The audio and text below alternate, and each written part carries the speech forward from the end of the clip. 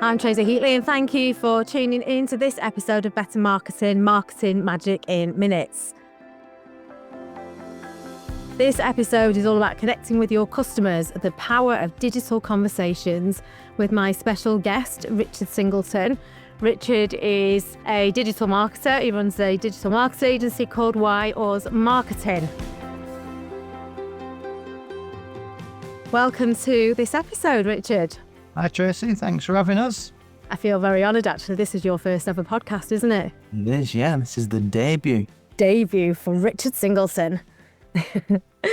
So the first thing I want to talk about, we might as well get to it, try and add as much value as we can to my listeners.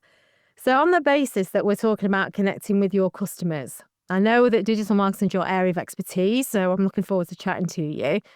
And the first thing I was thinking we could talk about is essentials of digital conversations, namely the importance of being authentic and having two-way interactions with customers across digital platforms. I'll tell you what's prompted this is I actually wrote a blog on this, many months ago, because I kept seeing things on social media about people wanting to train other people in how to be authentic on social media. And I thought that's quite a contradiction in terms, really, isn't it? So what are your thoughts on this? Authenticity is key, especially in a service-led industry for ourselves. There is a lot of competition out there, and how you come across or how you portray yourself or how you deliver the work you want to give to people. You know, we work in a world of recommendations and referrals, don't we, that come through social media and such like. And when we're on social media, it's all about personal branding and identification. If you want to be trusted, if you want to be seen as the person to go to with insights and knowledge, then you have to be authentic with that. People see through you very quickly and very easily. You want to put across your best impressions. Yeah, I agree. You can try and get away with things, but I think it's very easy to be found out. Yeah, I agree. I think that authenticity is key. And, one of the things we tell people in marketing is to be aware of your competition and things like that. But that doesn't mean that you should have the temptation there to copy them. It's a way of understanding them, isn't it? So that you can differentiate yourselves rather than trying to be something that you're not. Yeah, and I'd say it comes across, especially if you're trying to give sort of advice and experiences, then people can very easily look things up. I'm not particularly good at lying. I can get found out straight away. If naturally you can just have the patter, then I think, yes, you will get away with it to a degree, but the bricks will come tumbling down once you do get found out. Do you think the message is don't say that you can do something that you can't? Be yourself personality-wise and stick to your own brand guidelines, I guess, do you think? Yeah, set them to start. Yeah, that's a good start. Yeah, have them. Have them to start with, understand what they are and what the boundaries are. I've come on this podcast, as I say, for the first time now. So, this is audio. So this is different to doing a video. So people listening to something, they can hear in your voice, I think, if you are. Or if you're over enthusiastic, that can also come across as just pushing the boundaries a bit too much. But authenticity is key. Let's talk about the two-way communication, because I think quite often, especially with social media, it's easy for businesses to think it's all about posting as much as they can and that's it. But a lot of the success comes from the interaction. Well, it depends, obviously, what you're trying to achieve and what your industry is, what the services that you're offering. Quite a few of my clients within marketing are B2B, business to business, rather than business to consumer. So they are quite targeted audiences. So if you're going to put things on social media that's about a specific service or a skill, you might not get as much interaction or engagement because it's a small pool of people that you're aiming it at, as if you were going to just talk generally about your business or what you do, because other people outside of your direct target market can also join in the conversation. So for example, one of our clients in commercial cleaning for the food industry, it's all right, there's a lot of food manufacturers out there, but it is quite a targeted place. So if you're looking for interaction, you have to be quite open with your posts to encourage debate, ask questions. What do you think? This is how we did this. Would you do it differently? If you encouraging debate, you've got to be prepared for feedback and constructive feedback, hopefully. And what are your thoughts on those businesses actually then going and interacting with their potential customers? Let's talk about LinkedIn, for example. You know, it's not just about posting and getting interactions on your post, is it? It's about connecting and communicating with other people. Yeah. So I think you're getting engagement with quality people, first of all. Do your research, look for people that do engage, try and build up a rapport with them first, build up a relationship with them potentially through direct messaging. And I'm not saying that you're pre-planning or preempting things with people, but at least you can know what's going to trigger a reaction from someone or a group of people if you're going to tag them in the post. Yeah. And while this episode is not specifically about LinkedIn, it is probably worth mentioning that when you go onto somebody's profile and look at the activity, you can actually see when they were last active. And if they've not been active for a few months, then they're not going to be regularly using that platform anyway. So you might want to spend your time interacting with people that are. Exactly, yeah. And as I say, you might build up the conversations and relationship in direct messages first. Don't expect people to react and comment to you if you're not prepared to do it to other people. Have a look through posts, comment on other people's constructively. You'll start to build up that rapport with them that encourages them then to comment on yours back. It's a two-way thing. You can't expect everyone to do it for you and you not do it back. Yeah, the purpose of this episode is to kind of get that across. You can reach out to customers across your digital platforms, but you can form those relationships and that trust across those platforms as well, can't you? You can, yeah. And this is where, you talk about trust and equality.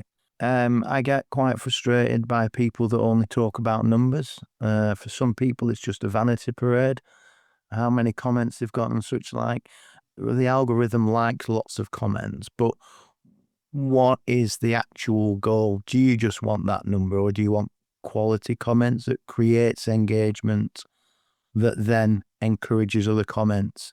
Or are you just going to put something controversial out to just get the numbers up because you know that people will react angrily? What is your purpose? What is your goal for it? I'll keep going back to LinkedIn, but for example, if you're looking at the numbers, I had a post a few months ago on LinkedIn. I think it got minimal views because I'd been very naughty and put a link in the thing. So I didn't expect it to go viral. But I think it had something like 397 views, which is not a lot considering. But I got business out of that post. Obviously, at the time of recording, Blue Sky have said now that they are encouraging people to put external links in their posts now. They're not suppressing those like other platforms. It is all about being open on there. So on Blue Sky now, they are encouraging you. You're not going to get penalised for putting external links in. Yeah, that's good to know. Top tips by Richard Singleton. Let's have a chat about the technology then and integrating technologies. So things like AI, chatbots, CRM systems, which I know is an area of expertise of yours. You are the guy that loves all those data flow charts and putting a CRM together for businesses, aren't you? Love a process flow chart, yeah. Yeah, so I don't know whether listeners can hear your smile, but I can see your smile as we're talking, and I know that floats your boat. Absolutely. And it's amazing once you get going with a flow chart, how much it does float other people's boats, that they can see something that they just had in their head and they're trying to get it out. Yeah. Yes, visually doing flows, just loads of different softwares now that you can do them in, whether they be free or paid. There's lots of different ones. I think, Richard, at some point over the next couple of months, you should come back on and we should just do an episode that's just about CRM. I personally think it's really important for small businesses to have them. Richard, do you have a second debut? You don't, do you? But your second appearance on a podcast, but we'll chat about it, I think, in more detail because it's really important. But that is utilising, as you say, different softwares. Let's touch on it a little bit because there are a few ways that businesses can use it and all the chatbots and the AI. So if it's a small business that's not got the CRM yet, what technologies would you advise small businesses to get specifically for that? People do have different opinions on this, but personally, I am a fan of web chats. For one, if I'm a customer asking a question and I go on a web chat, I've got evidence of the answer. So if they don't do what they said they could do, you've got evidence of the answer. But also, you can learn a lot from them. So you might want a direct question answering, and yes, you probably nowadays will go through a chat box AI before you get to a human, but more often than not, there is a way to then ask to speak to a human or an agent, as they might call them, on a web chat. And I think that's really important, isn't it? For those customers that would prefer that human touch, you know, they know that they can go through that process and get to it. But I don't know what the percentages of, maybe it's to do with demographics or in age, maybe. But, you know, you're going to have users of different ages that are going to expect different things, aren't they? It also depends on when someone wants the answer. So this is a service and you have strict hours of 9 till 5 and there's nobody there after that time. People want answers now. People generally don't have much patience. They can't wait for the next day. So if you do have a web chat feature on your website, people can still make inroads into getting their questions answered. So if you're doing that, it might be that you only have that switched on in the evening. Now, when you talk about interlinking digital, that means then that typically it will ask the user for an email address. The reason for that is obviously to go into a marketing database, but again, that gives you evidence because they'll email you a transcript of the conversation. So as a customer, I've now got evidence that I tried to get the question answered. This was the answer I was given, and you've got it all written down. But what is moving on now is you'll start to see the AI web chat on websites, but it's going to be video. Our video software at the moment, we're working on a AI frequently asked questions video. Now, this isn't something that's immediate, but we're working on that because people might now prefer to see somebody answering the question rather than typing where you see your little dots that someone's typing. But that's very much going to be AI generated. Yeah, I look forward to seeing that. You don't know how that's going to work just yet, though. No, working on it at the moment. There's a collection of us that are working on it. So the idea is there, but it will be AI. It's only like going to a frequently asked questions page on a website where it's all typed out. Well, instead, it'll be somebody talking the answer. And then this links into then, I don't know if you've got Google or Siri or Alexa switched on. They will know because Siri will join in the conversation. But again, this will help with voice search because instead of typing, if I'm asking one of these speakers a question through voice, it will recognize it more as voice rather than types. And so it'll be interesting to see how the audio response through visual video web chat interacts with that. I know I'm a fan of AI. So in terms of the impact of digital conversations then on customer relations, we've kind of touched on that, haven't we, a little bit? And there's some case studies and things there for people to look at. It's probably worth me mentioning, actually, Richard, at this point, that you mentioned about your video software. So I'll just mention that quickly because you have a video software platform that users can subscribe to. Essentially, it's for quick videos, isn't it? So it will, once you've set it up, it will automatically brand videos. It's for those quick, say 1 to 3 minute type videos, isn't it? And somebody wants to not spend a massive amount of time editing and let it do quite a lot of things for you. So that's what you're talking about, isn't it? That when you're talking about the AI bit and integrating it to that. Correct. So the objective of the video software is humans, social media, algorithms, they're all pushing us down video. You were talking about interaction earlier on. Video then, it gives it a face, a real person to what you're saying. So we're being pushed down the route of video and we've got fantastic opportunities through TikTok and Instagram, or then you've got your softwares like CapCut and Canva where you can edit all these videos, and that is great and it's got its perfect place. But the other problem is we haven't all got time to be editing and putting fancy graphics on here and motion and there and such. We haven't got time. So what you were saying there is this video software is simply record your video on a phone or a laptop, upload it to the software, click 4 buttons to brand it up, get captions, put some background music on, and then you have a video within a couple of minutes. So that then, as you said, is short video. So you can now use these within web chat. So you will do quick video answers, which will be servicing the purpose of frequently asked questions, and the answer is in a video. So then it is then interactive for lots of people or reasons. And if we've got any small businesses tuning in and listening now that are recoiling at the thought rather of doing video, you're not on your own. I love audio. I hate recording myself, but we have to just get over ourselves and just do it, don't we? We do, and I didn't like it. I didn't enjoy it, but it's just repetition. The more you do it, the more you get over it. Think of it, if you drive a car, the thought of getting into a 1-ton metal box and being a danger to everybody on the road. And then you do your lessons and you do your tests and you get used to it, and it just becomes a natural instinct. And that's the same thing with video. The reason why I go more for audio and podcasts is because I used to be a radio presenter, so I'm perfectly comfortable with that. I'm not suggesting that I need to become a TV presenter to get on video. I just need to get over myself and just do it, don't I? Just do it.